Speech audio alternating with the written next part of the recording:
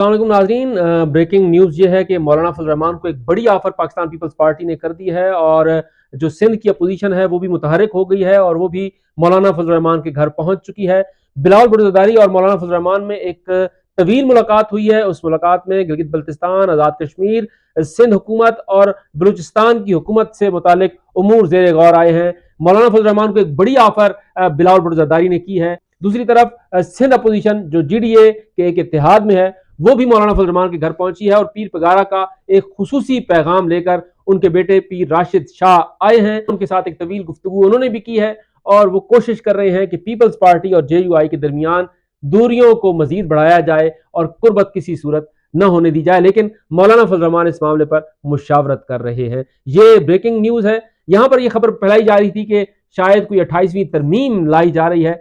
इस सूरत हाल में पहली चीज तो यह है कि कोई आईनी तरमीम नहीं आ रही और दूसरी चीज ये है कि इस वक्त अगर कोई तरमीम लाई जाती है तो पीपल्स पार्टी के वो मफाद में नहीं होगी, इसलिए पीपल्स पार्टी इसकी हिमायत नहीं करेगी। ये जो बात आज मौलाना फजल रहमान और बिलावल भुट्टो ज़रदारी में ये जो राब्ता हुआ है, ये राब्ता मुस्तकबिल में नेशनल असम्बली में भी नजर आएगा और सेनेट में भी नजर आएगा कि ये जमातें किस तरह से करीब होती हैं। ये बहुत गैर मामूली नौयत की ये मुलाकात थी। दूसरी बड़ी खबर यह है कि अब तक ईरान जंग में अमेरिका को $100 अरब से जायद का नुकसान हो चुका है और यह नुकसान $200 अरब तक पहुंच सकता है, क्योंकि अमेरिका के महकमा दिफा की तरफ से यह कहा जा रहा है कि हमें रियासत से $200 अरब का बजट फौरी तौर पर चाहिए होगा ताकि हम अपनी स्टेबिलिटी को बरकरार रख सकें। दूसरी तरफ जो अरब ममालिक हैं उनके हवाले से अक़वाम मुत्तहिदा ने यह कहा है कि उनका कम से कम जो नुकसान होगा वो $200 अरब का होगा। उनकी मईशत को इतना बड़ा लॉस जो है वो होगा। ये एक खती रकम है, यानी $400 अरब का नुकसान जो है वो इस जंग में अमेरिका और खलीजी ममालिक को हो रहा है। एक और खबर यह है कि गुज़िश्ता रोज पाकिस्तान की तरफ से जो पेशकश की गई और जिस तरह से पाकिस्तान ने और चीन ने मुश्तरका तौर पर एक 5 नुकाती फार्मूला दिया, उस फार्मूले की हिमायत जो है वो ईरान ने तो की है, लेकिन उसकी मुखालफत खलीजी ममालिक की तरफ से सामने आई है। डॉइचे वेले ने एक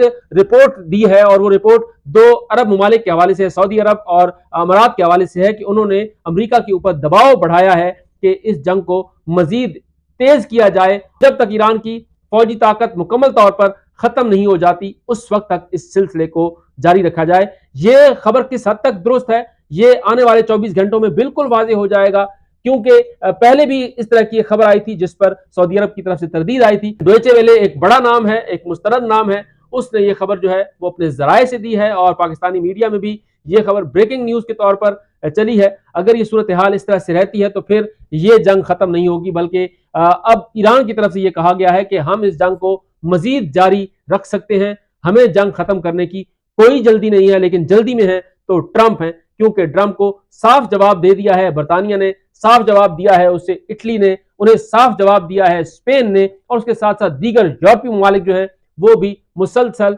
उनसे दूर हो रहे हैं और एक बड़ी बेइज्जती जो है वो सदर ट्रंप की और अमेरिका की हो रही है। ये गुज़िश्ता 70 से 80 साल की जो ये मुख्तसर तारीख है, इसमें जो भरम कायम किया था अमेरिका ने वो टूट फूट का शिकार हो चुका है। अमेरिका ने अपने आप को सुपर पावर के तौर पर मनवाया था और कहा था कि जब हम किसी चीज का फैसला कर लें तो फिर उसे कोई तब्दील नहीं कर सकता, लेकिन अबरों के इशारे पर खारजा पॉलिसियां तब्दील करवाने वाले सदर की बात आज कोई नहीं सुन रहा और अब वो ये कहने पर मजबूर हो गए हैं कि ना हुर्मुज़ खुलता है या नहीं खुलता, हमारी बला से हमें फ्यूल का कोई इशू नहीं है। अब जिन्होंने तेल लेना है वो अपना हुर्मुज़ खुद खोल लें, अब हम जो है इसको खोलने की कोई मजीद कोशिश नहीं करेंगे और ईरान के साथ अगर हमारी डील नहीं भी होती तो हम इस जंग को खत्म करके जाएंगे। ट्रंप कुछ देर बाद अपनी कौम से खिताब भी करने जा रहे हैं। इस खिताब में ये इम्कान है कि या तो वो जंग को किसी और तरफ लेकर जाएंगे या फिर जंग के खात्मे का ऐलान करेंगे। अब देखते हैं कि डोनाल्ड ट्रंप के इत्तेहादियों ने जो कुछ उनके साथ किया है उसके बाद ट्रंप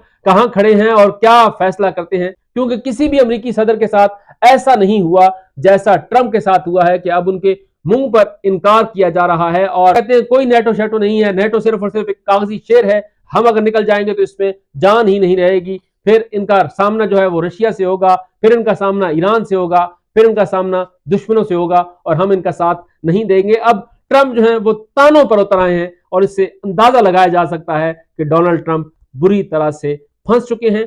इतलात ये है कि इसराइल में एक बड़ी तबाही हुई है, खलीजी ममालिक में अमरीकी अड्डों को नाकाबिल तलाफी नुकसान पहुंचा है और अब ट्रंप किसी हद तक इस नुकसान को कम करने के लिए पीछे हट सकते हैं और अगर जमीनी कार्रवाई की तरफ जाते हैं तो उसके लिए ईरान पहले से तैयार है और उसने कहा है कि आप आए, शौक से आए, लेकिन ये याद रखिएगा कि आपके फौजी शार्क मछलियों का शिकार होंगे। अब देखते हैं कि ट्रंप के खिताब के बाद सूरत हाल क्या बनती है। यहां पर थोड़ी सी बात हम पाकिस्तान की सियासत की कर लेते हैं। मौलाना फजल रहमान जो कि सियासी तौर पर हमेशा मुतहरिक रहते हैं, उनके साथ मुसलसल मुलाकातें शुरू कर दी गई हैं। अयाज सादिक उनके साथ मुलाकात के लिए आए, उसके बाद चेयरमैन पीपल्स पार्टी बिलावल रज़ादारी मुलाकात के लिए आए हैं। अयाज सादिक अपनी वजाहत देने आए थे कि लेजिस्लेशन के हवाले से मौलाना फजल रहमान को जो तहफ़्फ़ुज़ात हैं वो मुस्तकबिल में नहीं होंगे और उन्हें एतमाद में लिया जाएगा। मौलाना फजल रहमान ने गुज़िश्ता इजलास में ये कहा था कि आइन में वाज़े तौर पर यह कहा गया है कि कोई गैर शरई कानून साजी नहीं की जाएगी, लेकिन हुकूमत की तरफ से जिस तरह से कानून साजियां की जा रही हैं उन पर शदीद तरीन तहफ़्फ़ुज़ात हैं और हम इन कानून साजियों को नहीं मानते। इसी तनाजुर में अयाज सादिक मुलाकात के लिए आए थे। आज बिलावल रज़ादारी जो आए हैं वो एक बड़ा पैगाम लेकर आए थे। उन्होंने सदर आसिफ ज़रदारी के साथ एक तवील मुशावरत की है और उस मुशावरत के बाद मौलाना फजल रहमान के घर आए। यहां पर उन्होंने आजाद कश्मीर और गिलगित बल्तिस्तान के इंतखाबात के हवाले से गुफ्तगू की है और मिलकर चलने के हवाले से एक हिकमत अमली मुरतब करने की तरफ जो है वो बात की है। ज़राए का ये बताना है कि चूंकि मौलाना फजल रहमान का असर और रसूख कश्मीर में बहुत ज्यादा है तो कश्मीर में पीपल्स पार्टी को मौलाना फजल रहमान की, JUI की हिमायत की शदीद जरूरत है। दूसरी तरफ पीपल्स पार्टी का अपना असर रसूख जो है वो गिलगित बल्तिस्तान में ज्यादा है और मौलाना फजल रहमान को वहां पर पीपल्स पार्टी का सहारा मिल सकता है। तो इन दो चीजों के ऊपर मुफस्सिल गुफ्तगू हुई। इसके अलावा जो दीगर दो अहम मामले हैं वो हैं बलोचिस्तान और सिंध की हुकूमतों का मामला।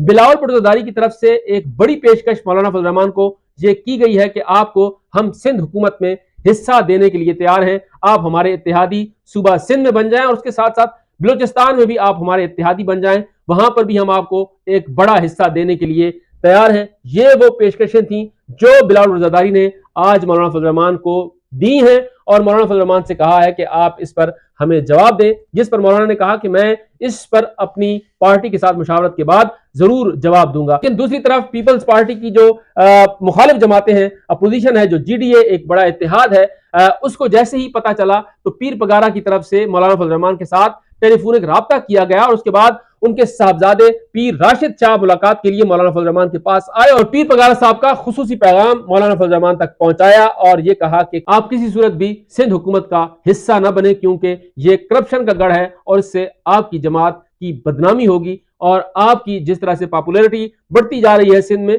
उसको नुकसान पहुंचेगा। इसलिए आप पीपल्स पार्टी का साथ देने के बजाय हमारा साथ दें क्योंकि हम सिंध के अवाम के हुकूक की जंग लड़ रहे हैं पीपल्स पार्टी के खिलाफ। इस अहम तरीन वफ्द में GDA के सेक्रेटरी जनरल सफदर अब्बासी मौजूद थे, इसमें मुअज़्ज़म अब्बासी मौजूद थे और इसमें मोहम्मद खान जुनेजो वो भी इस वफ्द का हिस्सा थे। तो ये भी एक तवील मुलाकात थी। उनको भी मौलाना फजल रहमान ने कहा है कि इसका फैसला हम मुशावरत से करेंगे। पीपल्स पार्टी की तरफ से तजावीज़ आई हैं, उनको देखेंगे, उसके बाद आगे बढ़ेंगे। तो ये अहम तरीन डेवलपमेंट थी आज इस्लामाबाद में।